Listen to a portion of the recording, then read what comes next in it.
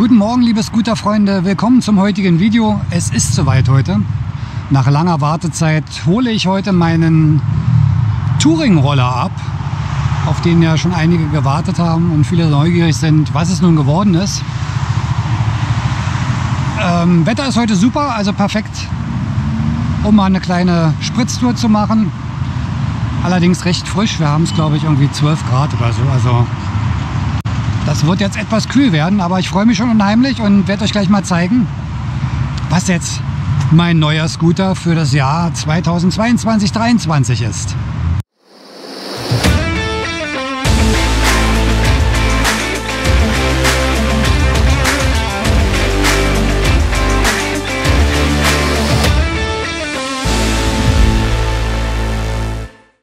So, ich habe jetzt meinen neuen Roller abgeholt, werde euch den natürlich gleich zeigen. Nicht länger auf die Folter spannen, Wetter ist immer noch super, sodass ich gleich mal meine erste Runde damit fahren kann. Und hier ist er. Der BMW C400 GT ist jetzt irgendwie ein neues Design. Ja, also ist jetzt schwarz-orange, wie ihr seht. Alles sehr aerodynamisch gemacht. Scheinwerfer müsste man vielleicht mal ein bisschen nach oben biegen. Der hat hier irgendwie die falsche Position. So, passt das. Das ist natürlich Neo, so wie er jetzt aussieht.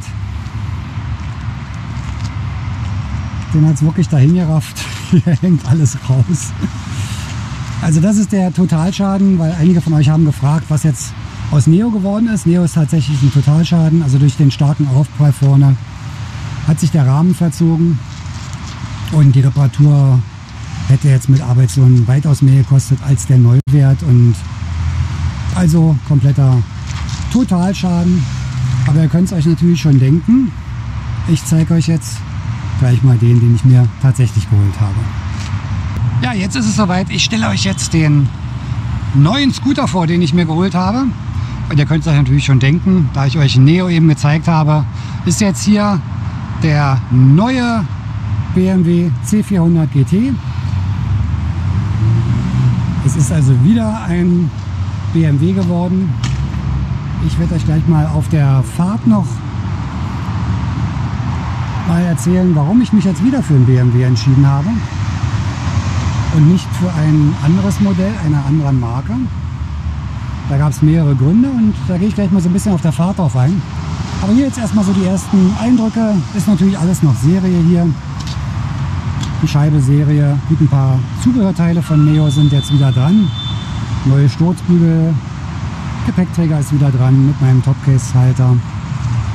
Also an sich alles beim Alten. Und ich überlege auch, ob ich nicht den Namen so belasse, weil den fand ich an sich ganz schick. Vielleicht mit einer 2 dahinter. So, ich mache mich jetzt erstmal fertig und dann nehme ich euch ein bisschen auf der Fahrt mit. Auf geht's, erste Fahrt mit dem neuen Neo 2.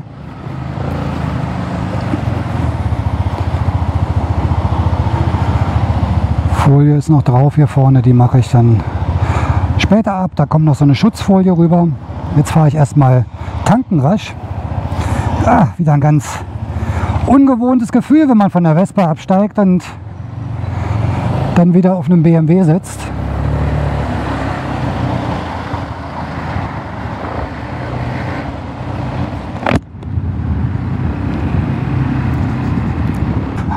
Hier seht ihr, total 3 Kilometer, ganz frisch. So, USB funktioniert auch, also das habe ich alles auch wieder übernommen. Hier mein USB-Stecker vorne für meine Kamera und Smartphone und so. Das finde ich immer ganz wichtig. Ja, jetzt werden natürlich viele fragen, warum wieder BMW?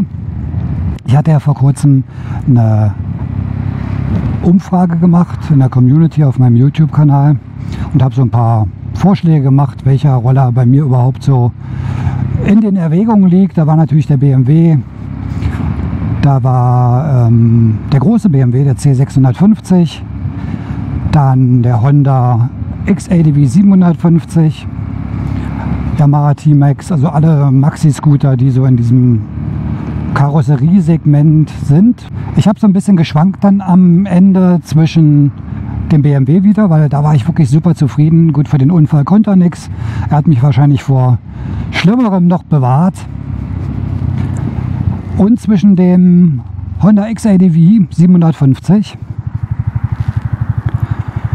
Und ich habe mich aus mehreren Gründen dann für den BMW entschieden. Der erste ist, ich weiß, woran ich bin.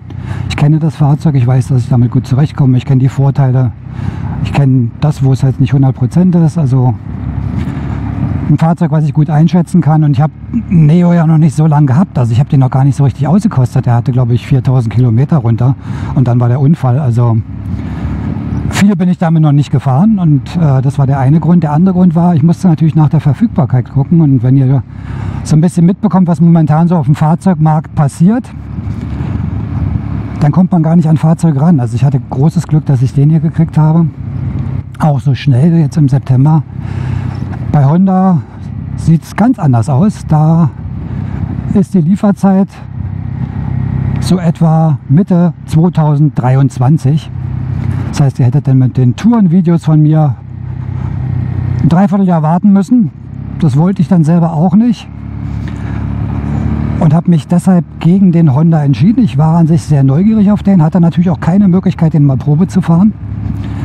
Denn da keine lieferbar waren, haben die Händler auch keinen zur Probefahrt da gehabt.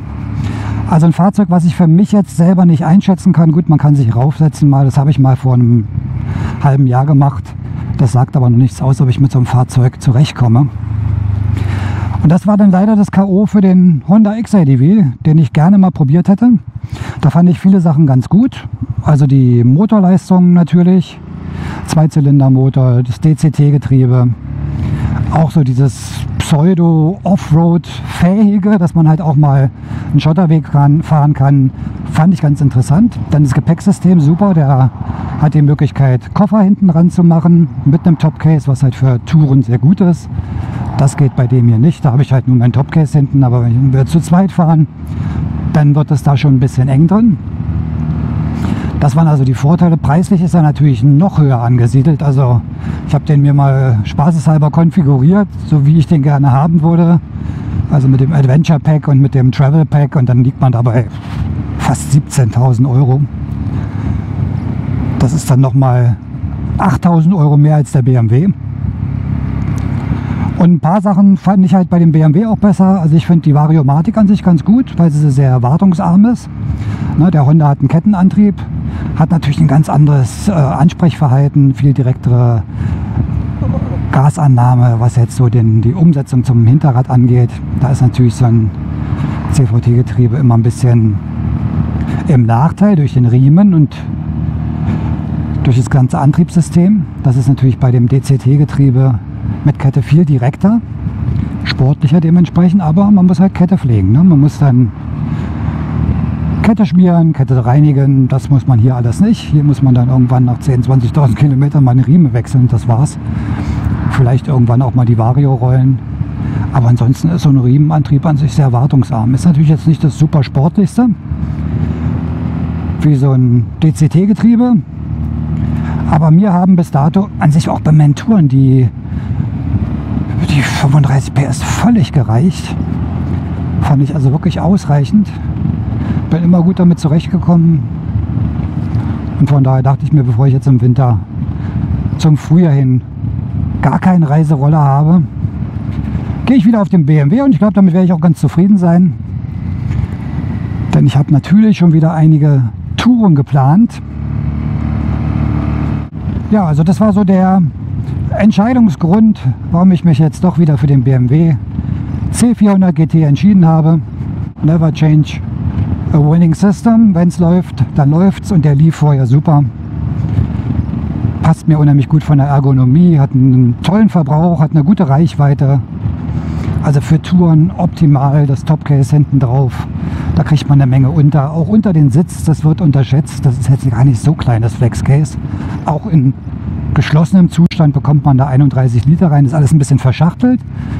Aber so für Kette, Regenzeug, eine kleine Tasche, das passt da schon rein. Also ich bin da an sich immer ganz gut mit zurechtgekommen. Und von daher freue ich mich total, dass Neo wieder da ist. He's back, he's alive. Und ja, auf geht's zu den nächsten Touren. Jetzt muss ich erstmal sehen, dass ich schnell mal die ersten 1000 Kilometer runterkriege für die erste Inspektion. Ja, ich werde demnächst noch mal ein Video machen und euch auch vorstellen, was ich jetzt an Neo 2 verändert habe. Ein paar Sachen sind anders als bei der ersten Version. 2, 3 Sachen muss ich noch anbauen und das zeige ich euch dann im nächsten Video, wo ich euch noch mal die Details vorstelle.